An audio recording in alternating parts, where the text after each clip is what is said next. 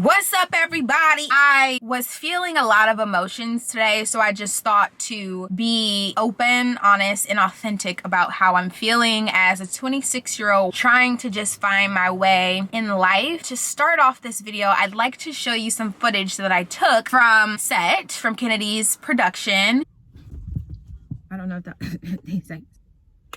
Without it, you're gonna be standing with your friends. I met some really incredible people. I love being on set because I always meet the most amazing people, and it's just like my spirit sits very well on set, and that's how I know that's where I'm supposed to be. Every time I shoot something, every time I leave, a sense of sadness comes over me and a sense of depression always comes over me. I don't accept it, but I do feel the emotion. Part of me feels like I wasted 2 years being so sad and so depressed, and so what felt like I was so lost and confused. I was like really in a battle with my mind that I feel like I like missed my beat. In college, I feel like I was able to do so many things and succeed at so many things and just like gather up so many accolades and accomplish so much, and like everyone was just so proud of me. I felt like when I came out to Los Angeles, everyone was anticipating like the next big thing. And you know, for me, it's very hard for me to feel proud of myself or feel like I'm doing a good job. Oh my God, one thing you are not gonna do is cry on YouTube. It's just very hard for me to feel, I don't really feel like I have anything to show. I've just been very hard on myself for several years because I just haven't been able to put myself out there the way I want to. And that's just been very hard. So it's just like every time I get a taste of it, it's like, wow, I really wish I could do this for a living. It's like I'm waiting for this like big break, for like this moment to happen for me. And it just feels like it's taking so long. And then I have a higher self that comes in and asks like, well, whose time are you on? And these type of thoughts come from lack of faith, and they come from lack of trust and lack of belief. You have to know that timing means nothing to God. So even if you do feel like you wasted all of those years, whether it be to depression or anxiety or just not really being focused and pushing myself, as long as you're here, there's purpose inside of you and God will use you. I turned 26 this year, and I had a very, very serious conversation with myself, and I'm just like, look, you cannot spend your whole life being so mean and like just unsatisfied because you're waiting for like this particular moment, because what you're missing is that life in itself is a dream. Life is an opportunity that not everyone gets to have. And so if you choose to be unsatisfied and unhappy until you hit this moment, until you get your big break, I mean, you're wasting your life. Now I'm trying to really recognize and practice gratitude. That's been extremely challenging because I have to then counter that and say, look, I don't want to live an average life. I want to do amazing things, and I have a lot of dreams and I want them. I want you to do it. I want you to go get it, like be your best self and get it for me. And it's like I have to talk to that young dreamer in me that just believed that these things could happen for me. It's just been so many thoughts, and a lot of times I feel so alone. Like I'm about to cry. Sometimes I just feel so alone, and it's not that I'm literally alone. I just feel like, it's not even that I feel like no one understands how I feel. It's just that I just want certain things so bad. I had to say, like, you've got to create opportunities for yourself, and I already know that. It's like, create a strategy and be consistent. Like, I didn't have much discipline. I didn't have financial literacy. I just really didn't really understand how to be an adult,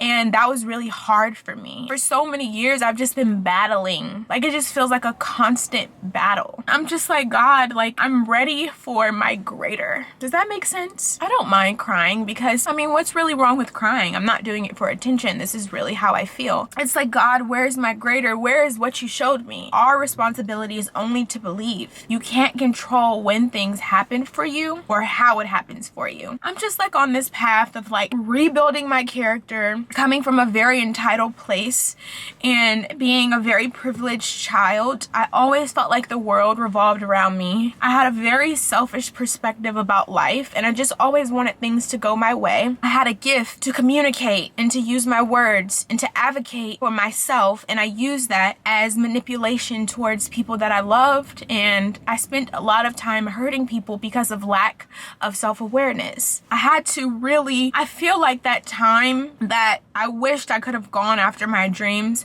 I needed that for self-development. As I continued continue to grow and shed that old person. Now that I'm moving towards that, I really feel like I can go after everything and just really chase my dreams. And I'm gonna create the opportunities that I'm waiting for someone to give to me. And I get so close. So close. And oh, by the way, I'm having a podcast. I'm starting a podcast called Brooke, the podcast. My first episode will be dropping either next week or the week after, and it'll be about all of my experiences. It's gonna be phenomenal. God has really been with me throughout this whole process. It just felt so heavy to walk in my body, and I'm just like, God, I'm ready for a new place. I'm ready for a new season, and I really will be a good person. I just need you to walk with me, help me, and I will do the work. And God, believe it or not, God gave me a strategy for acting. He told me what to do. He said, I want you to do this for 6 months, like this very specific thing. And I'm gonna tell you who to present yourself to when you do it. I'm at a great start with this Vlogtober, and Vlogtober means so much more to me than just posting every day. Where am I going with this? That was just like a breakdown. I'm just like always emotional after I leave set because I want it so bad. And I know it's gonna happen for me. And then I can look back at this, and sometimes I will like visualize and push myself towards a further place in my life and look back at this moment and see, like, you see, you're here. You wanted it so bad and it's finally here. So it's just about believing, staying faithful. If you feel alone, oh my God, I think I'm about to like break down. Hello, who is this? I'm in the middle of a venting session. Can I please call you back? I'm talking to my subscribers. Okay, love you, bye.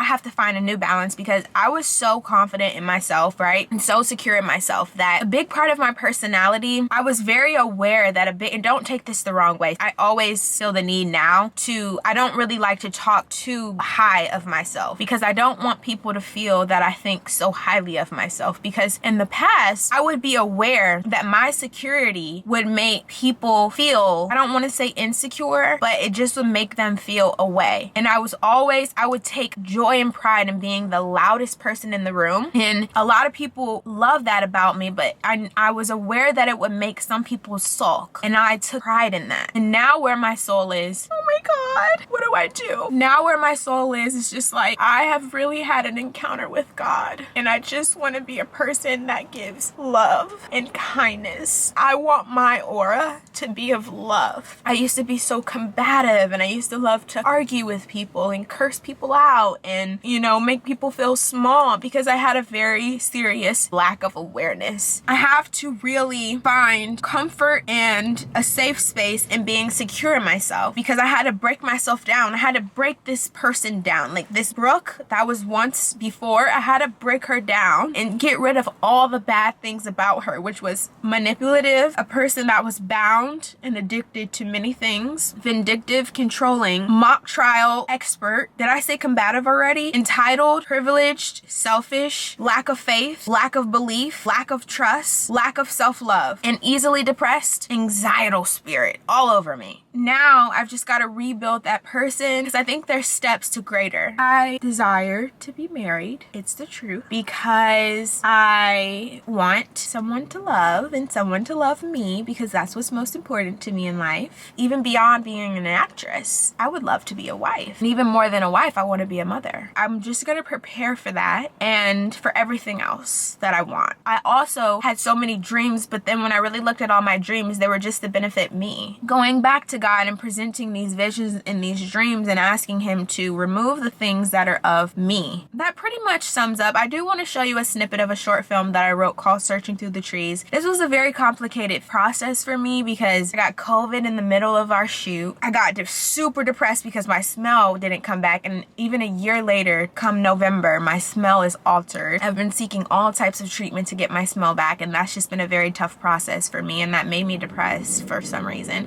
Oh, I know why. Because I want to smell my breath. It makes me insecure to not know what my breath smells like. And I don't know if that's punishment because I like kind of would judge people who have stink breath. And then also I just wasn't that great of a screenwriter at that point when I wrote it. I just more so had the idea. But I'm very thankful to the actor who really worked with me. And I mean, he like exceeded my expectation for the character Zion. I wanted to show you guys a snippet of it. I'm going to really push to put this film out this year. To us. Cheers. Wait, you have to look at me. Cheers. I see the crystal raindrops fall, and the beauty of it all is when the sun comes shining through.